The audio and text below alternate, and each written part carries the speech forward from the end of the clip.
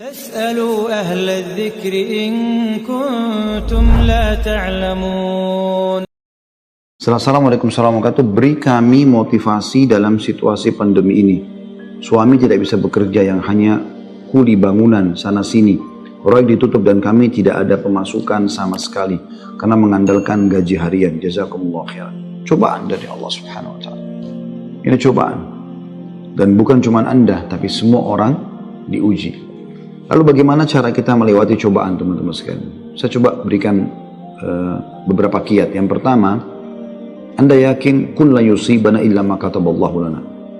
Allah mengatakan dalam Al-Quran, ya, katakanlah kami tidak akan ditimpa kecuali dengan apa yang sudah Allah catatkan buat kami.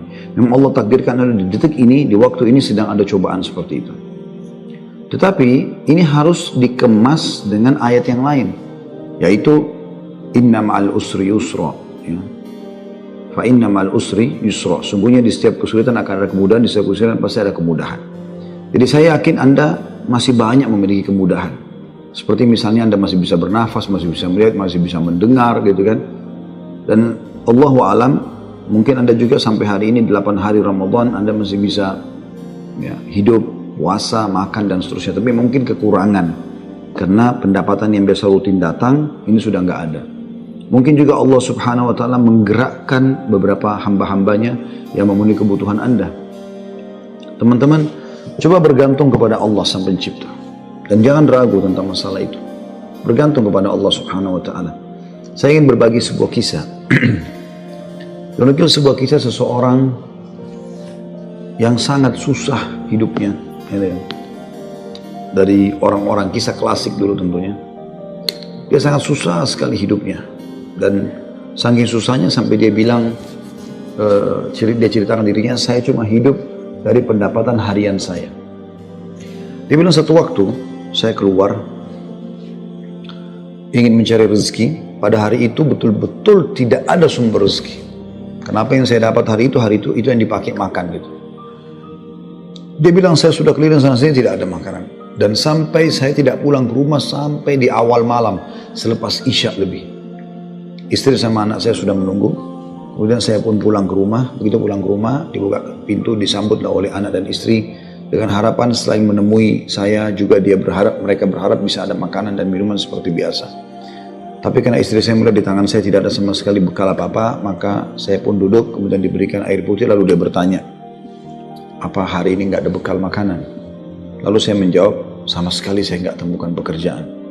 Saya tidak tahu harus mencari di mana lagi. Lalu kata istrinya, lalu apakah kita harus tidur dalam kondisi kelaparan? Saya sama anak-anak betul-betul belum makan sama sekali dari pagi gitu. Maka kata dia, baik, saya istirahat sejenak, baru saya akan keluar cari rezeki lagi. Mudah-mudahan malam ini Allah berikan kepada kita. Kata istrinya, baiklah kalau gitu. Subhanallah, tanpa mengenal letih, laki-laki yang soleh ini dia keluar dari rumahnya. Dan waktu dia keluar, sudah masuk, kalau kita sekarang jam 12 malam. Zaman dulu belum ada lampu kayak kita sekarang. Mungkin di jam 10 malam aja kalau kita sekarang itu sudah, zaman dulu orang sudah tidur semua. Gelap. Maka dia pun jalan, dia tidak tahu mau kemana sambil dia berdoa kepada Allah SWT, ya Allah, kemana langkah kakiku ini? Aku sendiri belum makan seharian, anak istriku juga belum makan. Berikanlah kami rezeki. Sambil berjalan, dia bilang mata saya tiba-tiba melihat sebuah masjid. Di sekitar rumahnya, tidak jauh dari rumahnya. Gelap, nggak ada lampu kan, zaman dulu belum ada lampu, orang pakai sumbu, pakai minyak, dinyalakan, kemudian baru terang, itu pun sangat kecil penerangannya sebagaimana kita tahu kalau pakai sumbu. Maka dia coba nyalakan api, menyala, kemudian dia wudhu, dia sholat, dia tidak tahu harus buat apa lagi. Mulai ada sholat, habis sholat dia berdoa kepada Allah Subhanahu wa taala supaya dimudahkan, dikasih rezeki, dikasih segala macam, dan dikeluarkan dari masalah kemiskinan ini. Setelah itu, subhanallah, terjadi pada malam itu, penguasa di wilayah itu, kalau kita bisa bahasakan rajanya, gelisah, nggak bisa tidur. Dan seperti orang ketakutan akan meninggal dunia. Hatinya terdorong untuk bersedekah. Maka dia mengambil beberapa kantong isinya emas. Ya. Lalu dibawa sama dia, dan dia bilang, ya Allah, hatiku sangat gelisah, aku takut meninggal sementara aku masih belum memiliki bekal yang cukup bertemu denganmu. Maka izinkanlah hambamu ini bersedekah di jalanmu. Dia bawa berapa banyak karung yang dia bisa bawa, karung-karung kecil, bungkusan emas semuanya. Dia naik kuda dan dia mengatakan, ya Allah, dan aku minta petunjuk kepadamu. Aku tidak akan memegang tali kekangan kudaku ini, aku biarkan jalan. Raja tidak minta dikawal oleh siapapun. Tergerak hatinya begitu. Subhanallah, dia jalan. Subhanallah, ya, Maha Suci Allah, kisah nyata ini menjelaskan, kudanya berhenti di masjid yang ada orang soleh tadi yang susah itu. Dia juga heran, kudanya masuk di halaman masjid, diam di situ.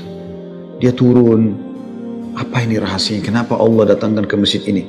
Dia bilang, saya masuk ke masjid gelap, cuma ada satu saja sumbu lampu, ya, sumbu lilin.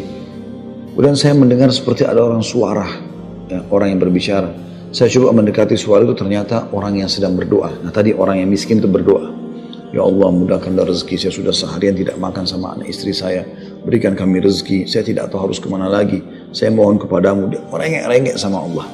Raja ini dengar, maka raja itu menegur si orang tadi miskin ini. Setelah salam, dijawab salam, dia mengatakan, si raja ini bilang, saya dengar tadi keluhanmu kepada Allah Subhanahu wa Ta'ala. Saya kebetulan bawa beberapa kantong uang emas, saya akan berikan kepada kamu sebagai sedekah. Dan ketahuilah, saya raja di wilayah ini.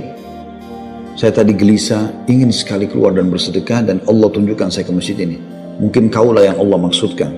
Dia bilang, lalu saya akan berikan kepada kamu uang ini sebagai sedekah di jalan Allah Subhanahu wa Ta'ala, antara kita berdua dan yang ketiganya Allah.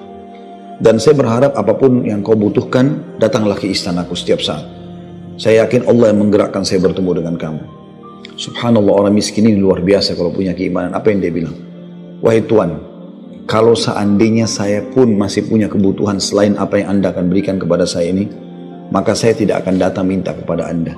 Tapi saya akan minta kepada Allah yang telah mengirim Anda datang kepada saya. Butuh kesabaran akhi dan ukhti. Yakinlah, Allah tidak akan membuat kita susah. Allah tidak ingin itu.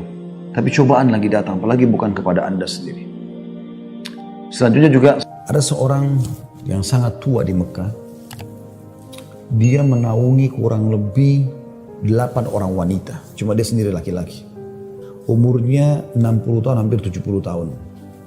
Ringkas cerita teman-teman sekalian, At-Tabari menceritakan, karena dia bilang, saya hadir dari awal kisah ini, maka saya coba ceritakan. Dia bilang ada seseorang yang tua, miskin, di musim haji. Dia coba mencari sesuap nasi, kemudian dia tidak temukan. Lalu dia pulang ke rumahnya. Dia ditanya oleh istrinya, apakah ada makanan buat kita hari ini? Maka dia bilang, saya sudah coba tadi keliling mencari makanan buat kita buka puasa, tapi nggak ada. Kemudian dia bilang, coba saya keluar lagi. Keluarlah orang tua ini, jalan jauh dari rumahnya. Apa kira-kira yang harus dia lakukan? Dia harus kerja kemana? Sambil bermunajat kepada Allah, ya Allah berikanlah rezeki. Sampai karena dia capek, dia dulu bawa sebuah pohon. Kemudian dia sengaja tangannya dia menyentuh tanah yang ada di situ. Kemudian dia menyentuh seperti satu barang keras gitu. Untuk dia lihat ternyata ada kotak di sebelah dia. Dan kotak ini biasa dipakai untuk ngisi emas. Maka dibukalah sama dia kotak tersebut. Ternyata betul ada emas dalam. Banyak sekali. Kalau saya tidak salah waktu itu 1000 keping. Ini harta yang luar biasa. Nggak ada orang, di bawah pohon. Maka diambil sama dia, dibungkus dengan rapi. Pada saat itu terlintas di benaknya syaitan menggoda, kau orang miskin, kalaupun kau tidak mau mengambil semua, ambillah minimal 1 batang emas atau 1 koin dinar emas yang kau bisa infakkan untuk buka puasa keluargamu. Tapi dia melawan sambil dia mengatakan, tidak bisa, ini bukan hak saya. Kalaupun ini luqata ini seperti harta yang ditemukan, kan itu syaratnya harus teman-teman sekalian diiklankan selama setahun ya. Selama setahun Anda iklankan, kalau sudah setahun baru bisa mungkin jadi hak milik Anda.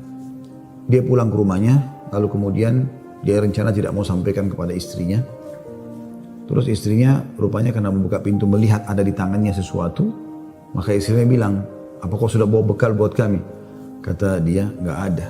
Lalu kemudian dia mengatakan, tapi apa itu? Di bawah bungkusan kainmu. Dia bilang, ini bukan urusan kamu. Dia bilang, saya minta atas sama Allah, jelaskan apa itu. Karena istrinya membawa nama Allah, maka dia mengatakan, ceritanya begini tadi. Istrinya perempuan miskin, dengar emas, Perempuan kaya saja dengar emas mungkin tertarik, apalagi yang miskin yang susah gitu. Maka dia mengatakan, kalau gitu kita bisa gunakan karena kita orang miskin dan itu harta yang kau temukan. Kata dia, tidak demi Allah.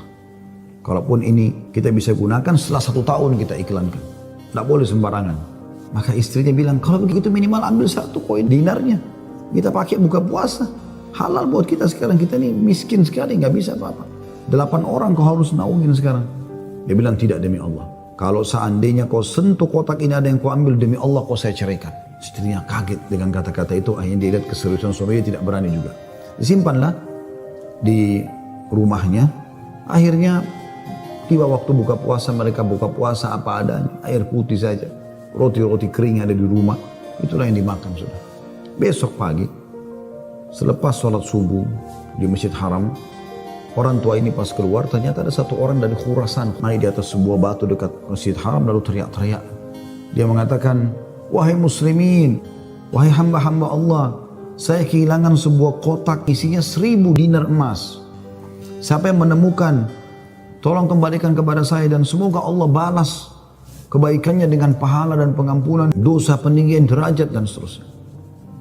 Rupanya si orang tua ini dengar, kotak ini dia yang temukan kemarin, tapi dia juga butuh. Maka dia mengatakan, wahai Khurasani, Khurasani kayak orang dari Khurasan, dia tahu ini dari Khurasan, mungkin dari face wajahnya gitu kan. Wahai Khurasan, kalau ada orang yang temukan, berapa kau kasih dia? Kemudian kata Khurasan itu, berapa kira-kira dia minta? Kata orang tua ini, minimal kau kasih dia setengahnya. Kata orang Khurasan, tidak bisa. Kalau begitu, kasihlah berapa yang kau mau. Mungkin 1/10-nya. 10% maksudnya. Kata orang Khurasan, tidak bisa. Dia kembalikan karena Allah dan saya doakan supaya dapat pahala di sisi Allah. Dia miskin. Sudah tua, umurnya hampir 70 tahun. Mau kerja di mana? Di rumahnya sudah ada emas yang begitu banyak. Godaannya luar biasa. Maka orang ini pulang ke rumahnya lalu dia mengatakan, wahai istriku, aku sudah temukan pemilik emas ini. Kata istrinya, alhamdulillah kalau begitu. Bagaimana perkembangan? Tapi saya minta sama dia supaya dia bayar sesuatu. Dia hanya mau doakan saja. Kata istrinya, coba aku kembali ke dia, siapa tahu dia masih mau negosiasi. Ya kan? Dia bilang baiklah. Dia kembali lagi, ketemu lagi sama orang tadi di hari yang ketiga sekarang. Maka orang itu sama orang Khurasan naik ke atas batu yang sama dekat Masjid Haram. Wahai muslimin, wahai hamba-hamba Allah, ada nggak menemukan peti saya isinya 1000 dinar emas. Semoga Allah berikan dia kedudukan, Allah ampuni dosanya, angkat derajatnya dan seterusnya, didoakan gitu. Datang lagi orang tua ini mengatakan, wahai Khurasan, saya sudah bilang sama kau kemarin, berilah upah. Mungkin kalau kau tawarkan upah, orangnya mau mengembalikan penemunya. Kata dia, berapa paman saya kasih? Dia bilang, saya bilang kemarin 1/10. Orang sana mengatakan, enggak, saya enggak mau.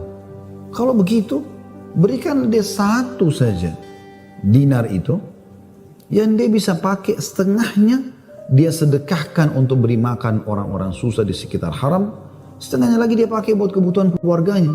Orang Khurasan ini diam lalu mengatakan, tidak demi Allah. Jadi luar biasa, dia nggak mau kasih. Pokoknya dia kembalikan utuh atau nggak usah. Dan dia berharap pahala di sisi Allah. Kalau dia minta bayaran, saya nggak mau.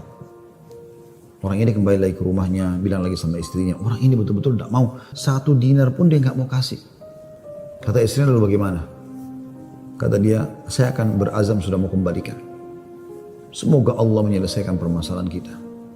Kata Imam Tabari yang menceritakan kisah ini, dia betul-betul hadiri kisah ini. Dia tahu ini jalan ceritanya dan dia menceritakan. Lalu orang ini kembali lagi, ternyata di hari selanjutnya masih sama lagi kejadiannya. Terus kemudian kata orang tua ini karena sudah 3 hari berturut-turut dia mengatakan, wahai Khurasan, kau mau petimu? Saya tahu di mana petimu itu. Kata dia, ya baiklah, saya akan ikut. Ikutlah dia. Kata Imam Tabari, saya ikut ke rumahnya orang tua ini. Jalan. Pada saat tiba di satu rumah, ada rumah yang terbuat dindingnya dari tanah liat. Sama sekali tidak kelihatan layak untuk ditinggal. Tapi hanya sekedar tanah liat, mungkin kalau ada angin kencang bisa rubuh. Atapnya ditutup hanya dengan kain-kain sobek. Ya. Pintunya pun diangkat untuk dibuka gitu.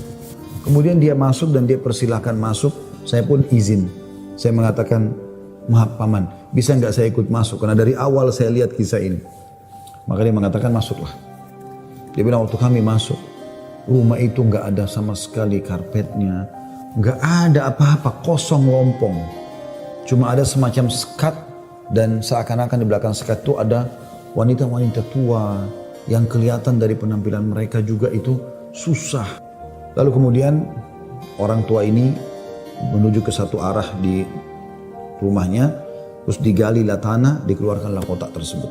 Lalu kemudian dikatakan, sayalah penemunya hartamu itu. Ini. Dan saya sempat minta sama kamu agar kau berikan sebagian. Sebagaimana kau lihat ini keluarga saya susah begini. Saya sendiri laki-laki dan umur saya sudah hampir 70 tahun. Sementara ini istri saya ada di sini juga sudah tua. Ada mertua saya, ada 2 saudari saya, ada 4 anak saya. Mereka semua miskin. Maka orang Khurasan itu mengatakan, dia buka, dia periksa ternyata masih utuh 1000. Dia mengatakan, tidak. Saya tidak akan memberikan apa-apa. Lalu kemudian dia angkat, lalu dia keluar. Saya cuma bisa doakan kamu kebaikan. Waktu dia keluar, kata Imam Tabari, semua perempuan-perempuan tadi yang tua-tua ini ada, yang memang bajunya lusuh. Seperti orang yang menggigit jari dan kaget ada orang diberikan kembali 1000 dinar, tidak dibayar sedikit pun. Dan tokoh kita ini luar biasa, dia hanya mengatakan, Inna lillahi wa inna ilaihi raji'un. Dah, kalimat istirja, ini musibah.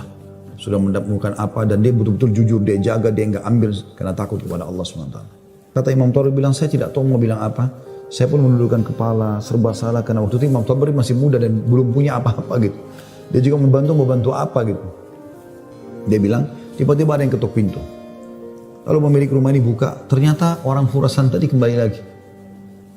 Kata dia, ada apa wahai Khurasani? Istilahkan Khurasani maksudnya nisbat kepada negeri Khurasan itu ya. Kata orang Khurasan itu, bisa saya masuk? Kata dia, baik, silahkan masuk. Masuklah dia. Kemudian dia mengatakan begini ceritanya.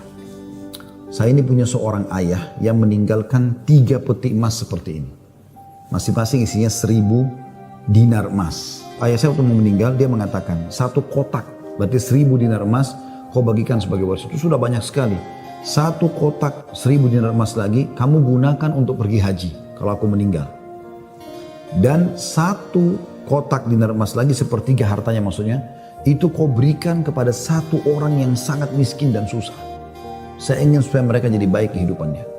Maka dia bilang orang Khurasan ini, itulah sebabnya wahai paman, saya tidak mau memberikan Anda 1 dinar pun. Karena ini amanah orang tua saya. Tapi demi Allah, setelah saya keluar dari sini, saya tadinya memang mau menguji, mau melihat apakah Anda betul-betul susah atau tidak. Ternyata sudah saya lihat tempat Anda dan saya keluar, Anda pun tidak marah, tidak apa. Maka saya melihat Anda orang yang paling layak untuk menerima. Maka ambillah ini semua sedekah atas nama ayahku. Kata Imam Tabari, tiba-tiba orang itu taruh, kemudian dia lari, pergi. Saya berusaha mengejarnya, ingin mengucapkan terima kasih bersama pemilik rumah, kami sudah tidak bisa melihatnya, dia sudah hilang orang itu. Kemudian saya pun dipanggil kembali oleh pemilik rumah, duduk, kemudian dibukalah pada saat itu kotak itu, lalu mulai dia panggil ke 8 wanita yang ada di rumahnya itu. Kata Imam Tabari, demi Allah dia mulai membagi kepada kami rata. Karena jumlah kami 10, maka kami masing-masing mendapatkan 100 dinar. Setelah selesai, lalu dia mengatakan kepada istrinya, wahai istri, bukankah ini lebih baik setelah kita sabar sedikit, Allah menjadikan semua jadi milik kita, daripada kemarin kamu ambil 1 dinar tapi haram. Kemudian dia balik kepada saya, kata Imam Tabari, dan dia mengatakan, demi Allah, baju ini yang saya pakai, dia bilang, hanya ini baju yang utuh di rumah kami. Sebagaimana kau lihat baju-baju ini semua yang dipakai oleh keluargaku, tidak ada yang layak dipakai sholat.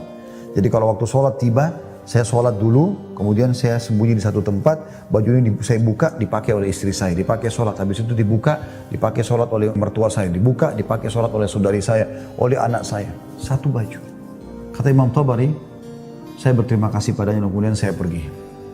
Saya menemukan harta itu sangat berkah dalam hidup saya, dia bilang. Beberapa tahun kemudian saya datang lagi ke Mekah, saya datang ke alamat yang sama, rumah itu sudah tidak ada.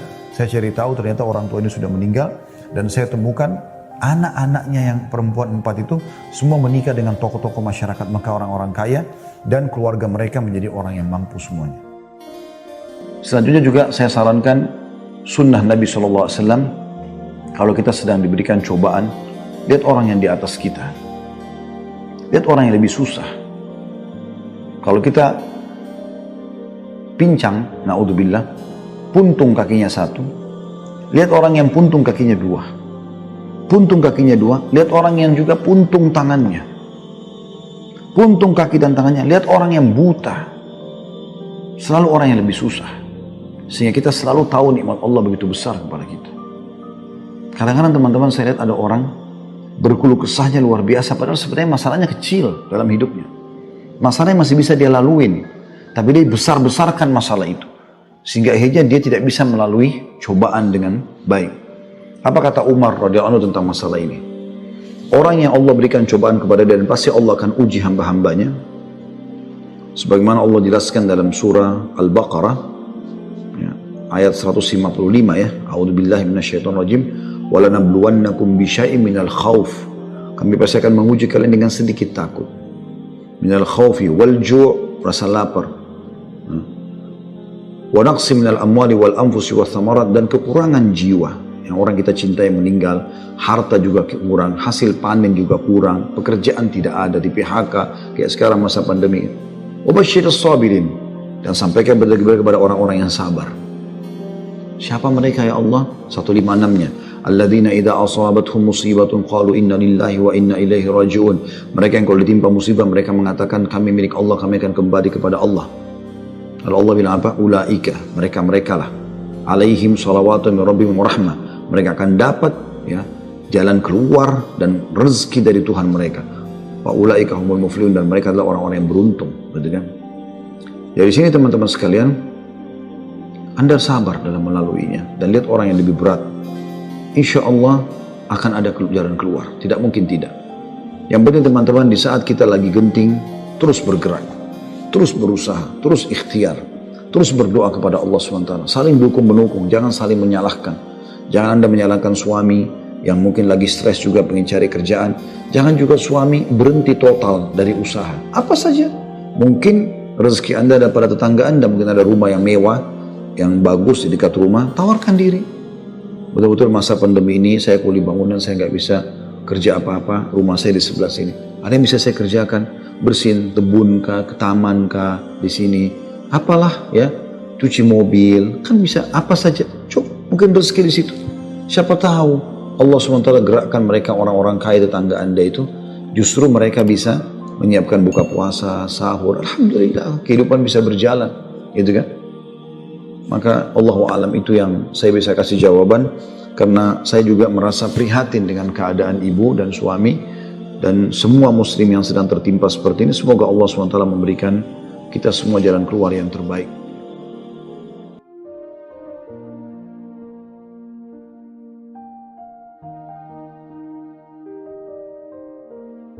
Subhanakallahumma wa bihamdika asyhadu an la ilaha illa anta astaghfiruka wa atubu ilaik.